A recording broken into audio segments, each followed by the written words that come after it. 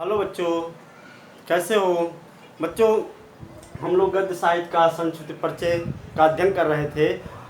हम लोग प्राचीन युग, जिनको पूर्व भारतीय युग और भारतीय युग पढ़ चुके हैं। आगे हम द्विवेदी युग पढ़ेंगे। द्विवेदी युग, शुक्ल युग, शुक्लोत्तर युग और स्वतंत्रोत्तर युग। इसका समय सीमा जान लेते हैं।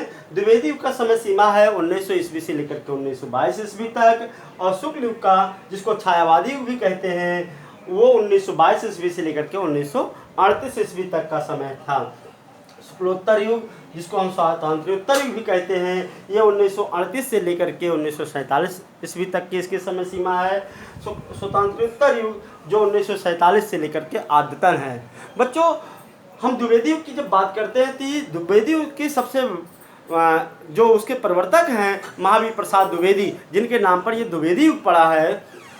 ये सबसे हिंदी गद्य साहित्य के इतिहास में सबसे बड़ी घटना है कि वो जब 1903 ईस्वी में सरस्वती पत्रिका के संपादित्व का कार्य संभाला तो हिंदी भाषा में बहुत बड़ा परिवर्तन हुआ। उसमें तमाम जो त्रुटियां थीं, व्याकरण संबंधी त्रुटियां थीं, भाषा को परिष्कृत करने की, प्रमार्जित करने का जो जिम्मा था, द्विवेदी जी ने बहुत अच्छे तरीके से निभाया। उनके समकालीन तमाम लेखक थे।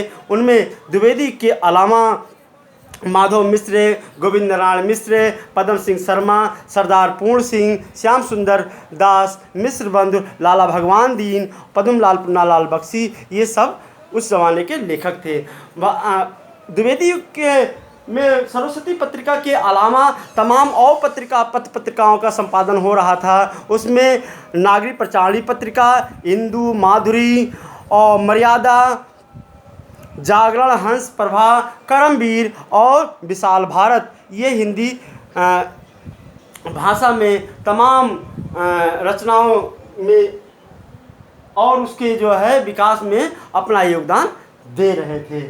उसके बाद आता है शुक्ल युग, जिसको हम छायावादी युग भी कहते हैं। इसकी सीमा 1922 से लेकर के 1938 ईस्वी। भारतीय युग में हिंदी गद्य साहित्य जो शैशवावस्था में हुआ, जो उसका जन्म हुआ, वो शैशवावस्था में था। द्विवेदी युग में आकर के वो थोड़ा सा प्रमार्जित हुआ, परिष्कृत हुआ, और शुक्ल युग में आते आते हिंदी गद्य साहित्य प्रौढ़ होने लगा। उसमें तमाम अच्छे अच्छे लेखक उभर कर आए। उसमें शुक्ल युग जो उसके प्रवर्तक हैं पंडित रामचंद्र शुक्ल, जिनके नाम पर शुक्ल युग पड़ा है। इसके अलावा प्रेमचंद, इसको प्रेमचंद युग भी कहते हैं, प्रसाद युग भी कहते हैं, और कविता में इसको छायावाद युग भी कहते हैं। इनके लेखक, उसके समकालीन जो लेखक थे, वो उस समय के बहुत अच्छे अच्छे लेखक थे। जैसे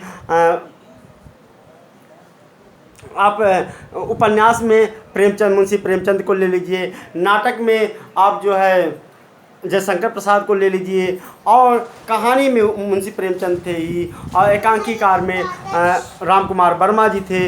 इस प्रकार बहुत सारे लेखक उस शुक्ल युग में हुए हैं। शुक्ल युग में और लेखक जैसे कि राय कृष्णदास, वियोगी हरि, डॉक्टर रघुवीर सिंह, माखनलाल चतुर्वेदी और जयशंकर प्रसाद, महादेवी वर्मा और सुमित्रानंदन पंत, सूर्यकांत त्रिपाठी, निराला, नंदुलारे वाजपेयी, बेचन शर्मा, उग्र, शिवपूजन सहाय, ये गद्य लेखकों में मुख्य रूप से मतलब थे। उसके बाद आता है शुक्लोत्तर युग।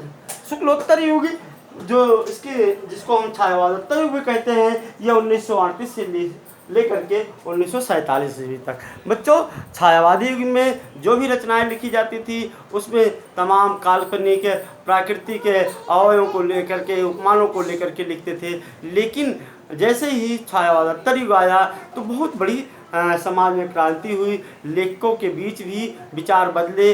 तो उस समय जो उनके विषय बिंदु थे, वो दलित, मजदूर, किसान, सर्वहारा वर्ग के विचारों, बातों को लेकर के रचनाएं लिखी जाने लगी थी। बच्चों, उस बीच रामधारी सिंह दिनकर, धर्मवीर भारती और जो है तमाम लेखक उभर के आए। उसी समय जो है प्रगतवाद, जो कविता में प्रगतवाद आता है, प्रगतवाद का भी जन्म हुआ। उसमें तमाम लेखक उभर के आए, उसमें अमृतलाल नागर, शांत प्रिय द्विवेदी, रामधारी सिंह दिनकर, यशपाल, जैनेन्द्र अज्ञे और जो है रामवृक्ष बिन्नीपुरी, बनारसी दास चतुर्वेदी, ये वासुदेव शरण अग्रवाल, कन्हैया लाल मिश्र, प्रभाकर, ये तमाम लेखक जो है शुक्लोत्तर युग में अपनी रचनाएं से हिंदी गद्य साहित्य को प्रौढ़ किया। और उसके बाद आता है स्वतंत्रोत्तर युग। स्वतंत्रोत्तर युग जो 1947 के बाद आदतन रचनाएं मिलती हैं उसको स्वतंत्रोत्तर युग में गिनते हैं। स्वतंत्रोत्तर युग में जो 1947 के बाद जब देश आज़ाद हो गया तो हिंदी गद्य साहित्य में तमाम विधाओं में रचनाएं लिखी जाने, जो पुरानी रचना विधाएं थी, कहानी, उपन्यास, नाटक, निबंध, आलोचना, उसके अलावा भी नई नई विधाओं में रचनाएं लिखे जाने, जिससे इंटरव्यू है, पत्र लेखन है और जो है जीवनियाँ हैं,